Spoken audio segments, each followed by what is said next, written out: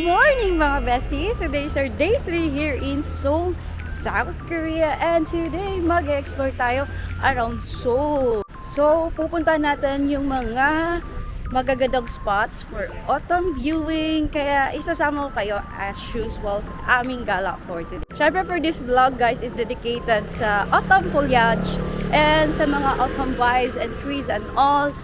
Yes, kaya if pupunta kayo dito ng autumn, November, and this video is perfect para malaman nyo kung saan yung mga magagandang spots for autumn view. Time check guys, it's 11 AM. Yes, matagal kami nag-start ng aming gala kasi sobrang pagoda talaga ng tour kahapon. Kaya ayan, bumawi na naman kami ng energy para may lakas tayo mag-explore for today. While walking guys, nadaanan namin itong children's park na to. So, ito is Mokjong Children's Park. Gusto ko lang daanan kasi alam niyo yung nakikita niyo sa K-drama, yung mga lead dito sila tumatambay, ganun. Walang kataw-tao dito guys. Yan. May swing, tsaka pang-exercise. Ang ganda. Every night I try to love, but your heart is made of stone. All my tears, they fall like rain, yet you leave me here alone. I give you all I have inside.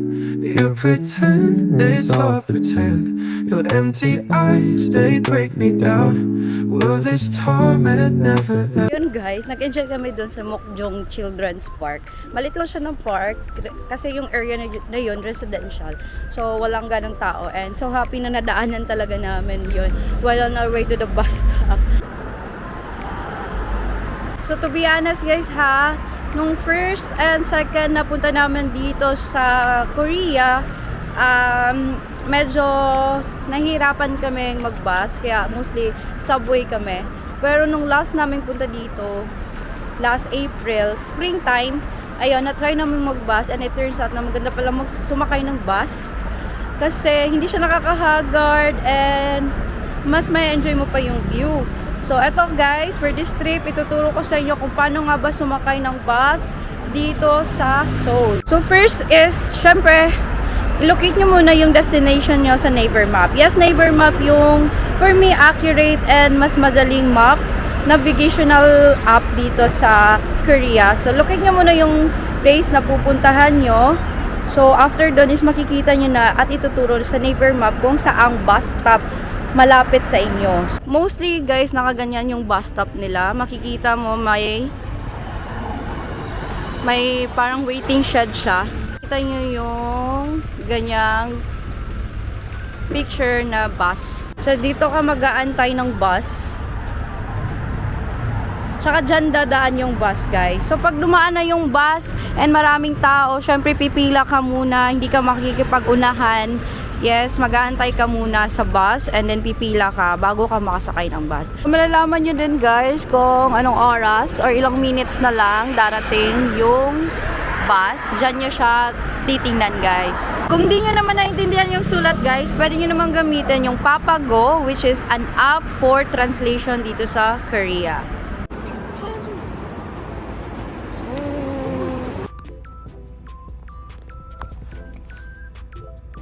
특히 버스에서 내리실 때 우측 2륜차에 주의하시기 바랍니다. 서울시 캐릭터 해치를 마주치면 반갑게 인사해주세요. 남산에서 특별한 경험을 하차입니다.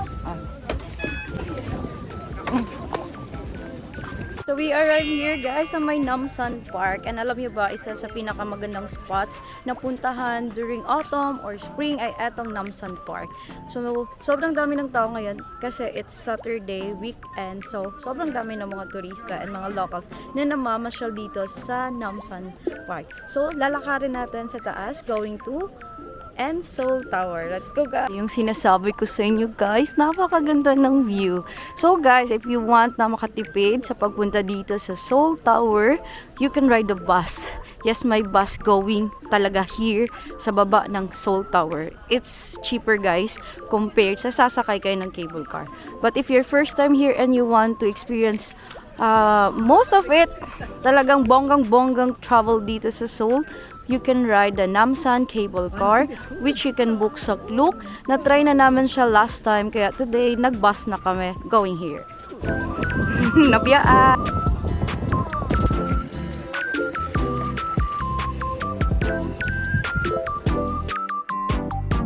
So, time check, 12:50 na. And wala pa kaming lunch. So, let's eat first and then mag-stroll na tayo around Namsan Park.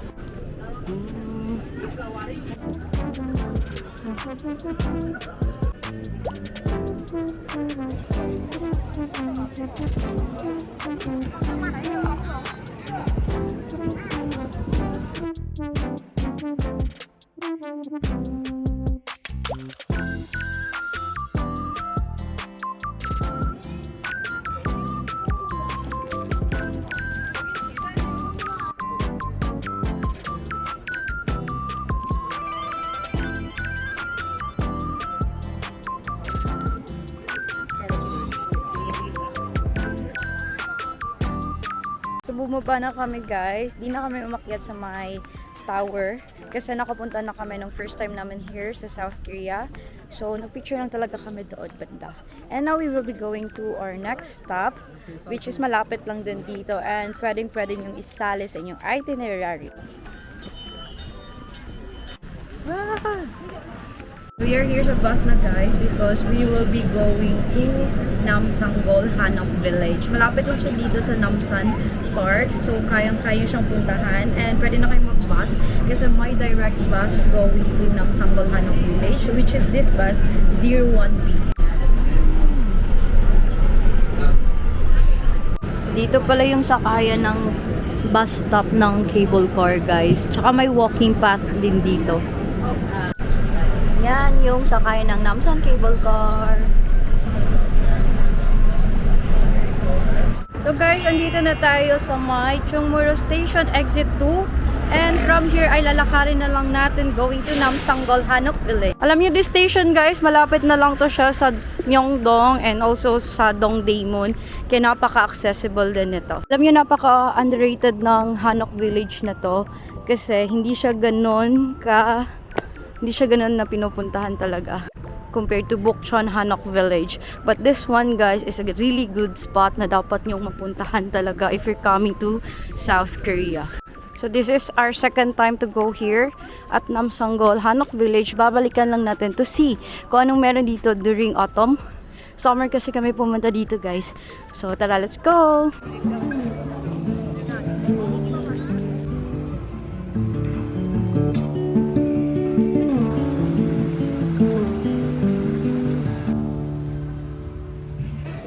Street lights, car ride, to spots that no one knows. Okay, hey, woman!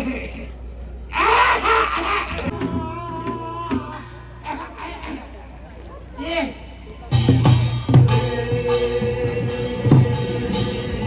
So yun guys, nabutan namin today etong show nila. Yan, kanina pa yan guys. Tapos ang daming nanonood. Ayan, so nakita natin, ang swerte natin today kasi nabutan natin. Kaso lang guys, makulimlim for the day's weather. 20 degrees guys, malamig, mahangin, tsaka makulimlim. And according to the forecast, uulan later. Sayang! Pero sige, explore muna natin itong Namsanggol Hanok Village. Ito maganda dito guys kasi meron silang ganito, pavilion. Tapos tabi ng pavilion ay etong mini na lake. Yan yung lake dito sa Namsanggol Hanok Village. Makaka-relax din dito guys, and ang lawak niya, kaya ang dami yung mapupuntahan around this area. So, papasok tayo dito sa may Hanok, Namsanggol Hanok Village House Museum. So, tingnan natin yung traditional house settings dito sa loob guys. So, So this is our second time here also. Napasok na namin tong traditional house museum dito sa Namsanggol. And today, pupuntahan natin guys. Nung first time namin dito, it was summer. Sobrang init talaga guys, grabe. But alam niyo ba, this autumn, ang sarap talagang gumala pag malamig yung panahon. Yan, so this is the traditional house or hanok dito sa Namsanggol. Sikat kasi na Hanok Village.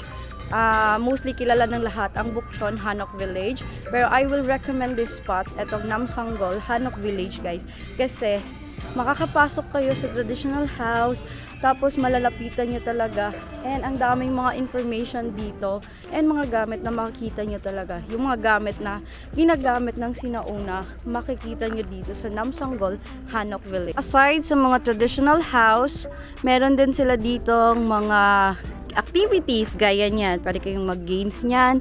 And makikita nyo talaga dito guys, like that one. Mga gamit noon. Eto, deep well, charot. Eto is tabay. Tabay, balon. Yan. So dito guys is entrance pa to dito. Bukana pa to ng Namsanggol Hanok Village.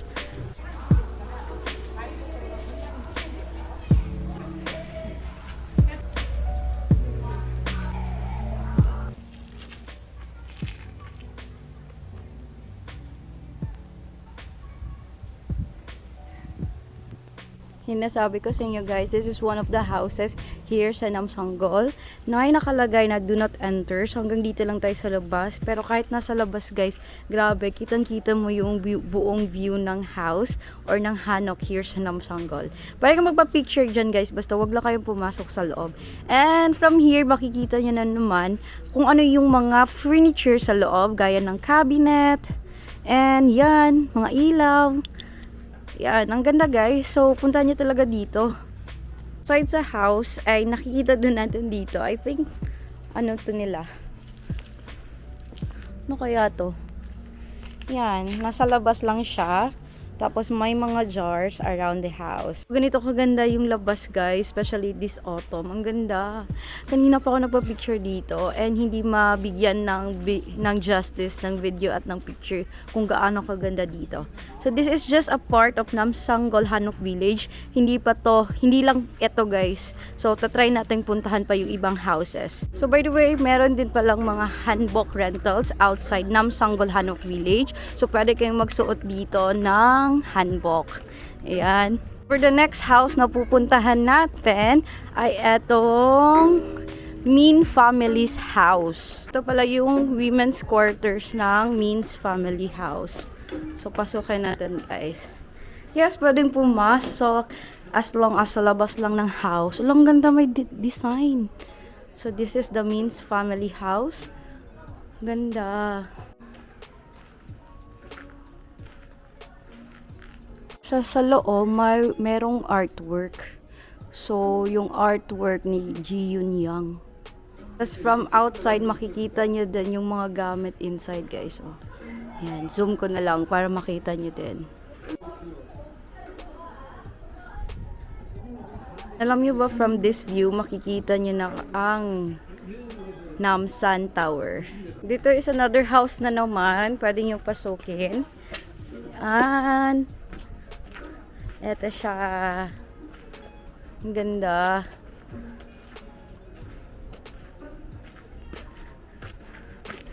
Tapos grabe, ito yung nakakita natin sa mga Korean history drama guys. Nanonood ako. Depende sa sa palabas. Pero gusto ko yung Queen's Umbrella tsaka yung Mr. Queen. Yung Scarlet Heart. Yan, so this is it. Ang ganda talaga ng pagkagawa guys. Grabe. Hawakan natin yung kahoy. Kasi grabe, napakapulido ng kahoy.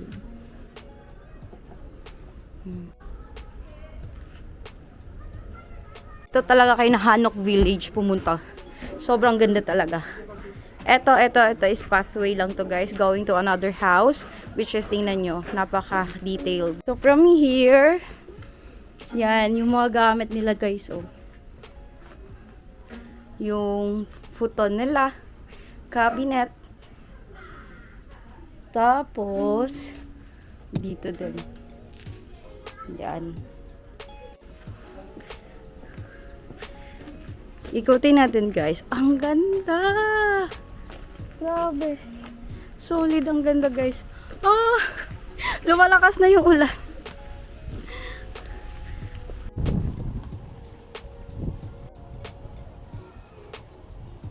Ito yung study room. Yeah. Low desk for reading books or writing. Ito yung another way out. And we are done here at Namsanggol Hanok Village. Yes, add nyo na siya sa inyong itinerary kasi hindi talaga kayo magsisisi. Worth it ang place na ito.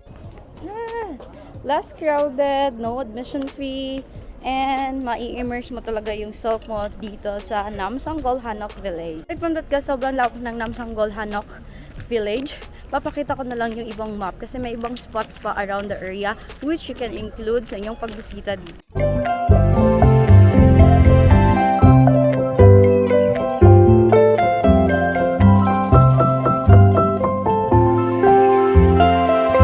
Ayan, we are here sa ating next destination. So we are here at Gyeongbokgung Station from Chungmuro. And dito na kami dumiretso, which is no hassle at all kasi one line lang naman sila. Feel mo na talaga yung vibes when you're here. Kasi tingnan nyo, may paganyan na sila paglabas nyo ng exit 5 ng Gyeongbokgung Station. Ito, we will be going to National Palace Museum of Korea.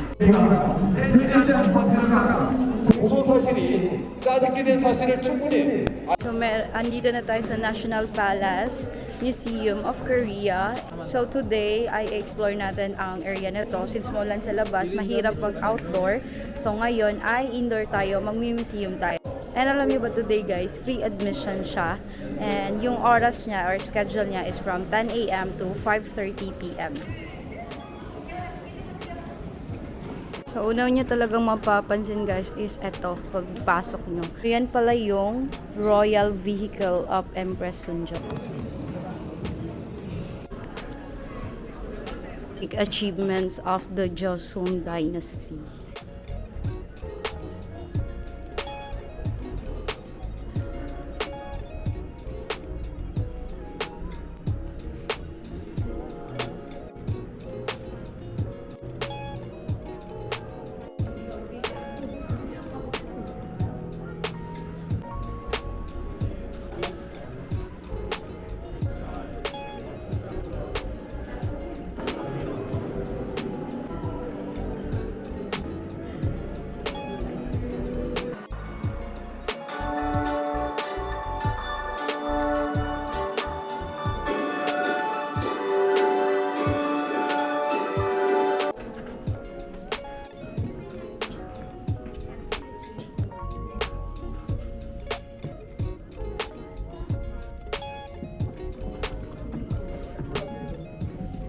Archery.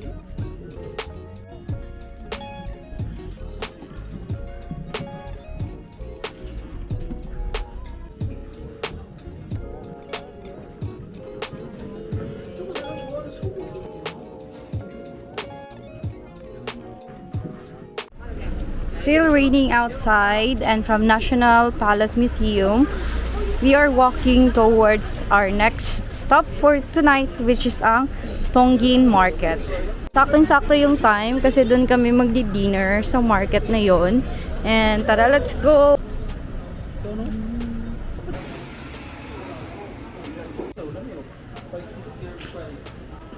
Surroundings. So, it's 6 p.m. So far, open pa naman yung ibang store. So, maaga silang nagko-close here. Like sa Namdaemun din, guys, maagang nagko-close. I recommend na visit kayo dito sa Tonggin Market at daytime talaga para mas maabutan nyo dito yung mga maraming paninda na mga food. Moljak! So, this is what we ordered here. Syempre, tteokbokki, my all-time fave. Alam mo yung tteokbokki nila? Napaka-chewy talaga. Then, sakto lang yung anghang. Then, this one is dumpling, pero yung laman is noodles. And then, yan. Sotok. Sotok, no?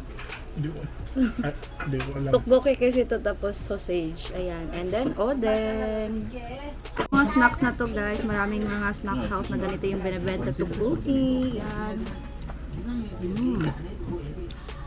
Sobrang guys, still raining pa, maambon. Pupunta tayo sa Jimjilbang or Korean bathhouse. May malapit kasi dito sa Dongdaemun, which is pupuntahan ko mag-isa. Kasi nga wala yung husband ko tsaka si Jess, yung friend niya. Kaya eto, at pupuntahan natin yung Jimjilbang na yan mag-isa. So pupuntahan natin yung Sparex sauna dito sa Dongdaemun. 24 hours siya guys.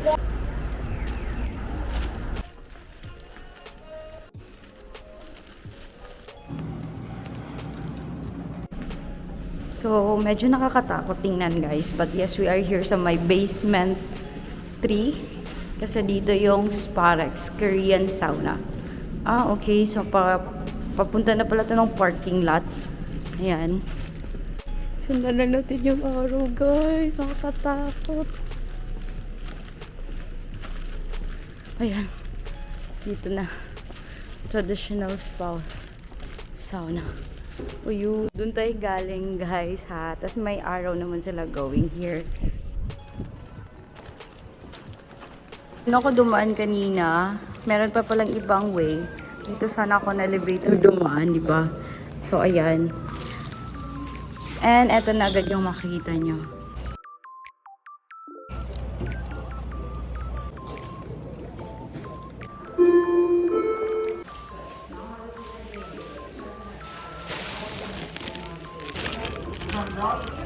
So hey guys, we are here inside the Jimjilbang na. So ang pangalan ng ating pinuntahang Korean traditional spa ay Sparex, and then yung branch niya ay dito sa Good Morning City na malapit lang sa Dongdaemun train station. So ang spa na to guys ay located sa my basement 3. Yes, and sobrang dali lang talaga niyang hanapin guys. How much nga ba yung binayad ko dito? Actually, meron silang iba't ibang rates if daytime or nighttime. So for nighttime, yung nabayaran ko ay 15,000 won. That's equivalent to 630 pesos, more or less. So that's nighttime. And then, kasali na dyan yung lahat. And then, upon payment, bibigyan ka nila ng towel, 2 towels, and then pair na ganitong damit. Ayan. Yan yung usual nakikita niyo sa Korean drama, di ba? Orange yung kulay ng damit nila. And then, iba din yung rate nila pag daytime. Mas mura si daytime. Yes, 12,000 won yung rate nila pag daytime, guys. So, ngayon, maraming tao. Actually, sakto lang. Hindi siya crowded, hindi maingay. And then, mostly, yung mga tao dito nagre-relax lang, natutulog, gano'n. So, this is actually my second time to try Jimjilbang. Last time is nung sa Busan, sa Spalan. Medyo bongga yun, guys. Pero may kamahalan siya compared here. Kasi doon, mga almost 1,000 plus yung payment niya na nabook namin sa Club. So, kwento ko lang sa inyo nung first time ko matry ang Jimjilbang. It's kinda awkward. Kasi alam nyo ba, naguhubad talaga lahat as in like, hubad-hubad talaga. So, as first timer, syempre, medyo na-shock. And then, nahihiya din ako, diba? Ganun. So, ngayon, second time ko na. So, medyo expected ko na. So, hindi na ganun nakakaya. So, if first time nyo guys, sasabihin ko sa inyo guys, yes, naguhubad sila. And then, ikaw, okay lang din maghubad. Kasi, yun yung tradition nila. And then, wala silang pakialam sa loob, guys. Like, normal lang yan sa loob.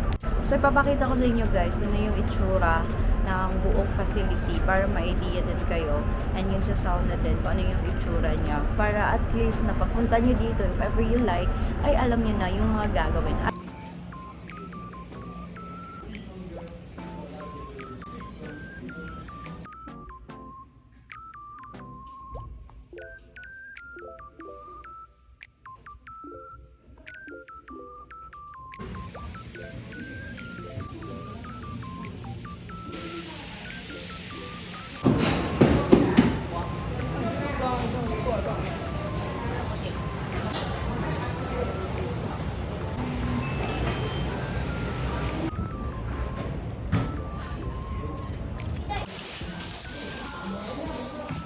So we are done here guys with the Sparex sauna dito sa my Good Morning City. Time check 10:31.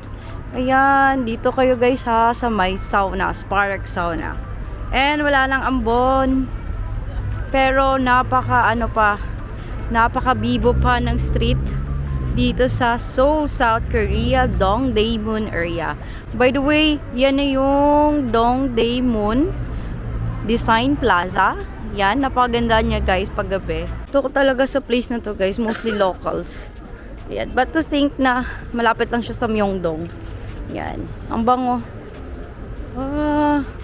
Tingnan nyo, nagbibenta pa sila at this moment. Tsaka hindi magulo dito guys. Nakapag-relax tayo today. As in like relax na relax yung itinerary natin. Pero ang dami nating napuntahan for today's ganap. And aside sa ang dami nating nagawa, eto pa guys, sobrang tipid ng mga itinerary natin today. Actually, hindi naman namin tinipid talaga. Para sadya lang, eto yung trip namin. So, pwede nyo rin siyang isali sa itinerary nyo. Gusto nyo ng budget and tipid na itinerary dito sa South Korea.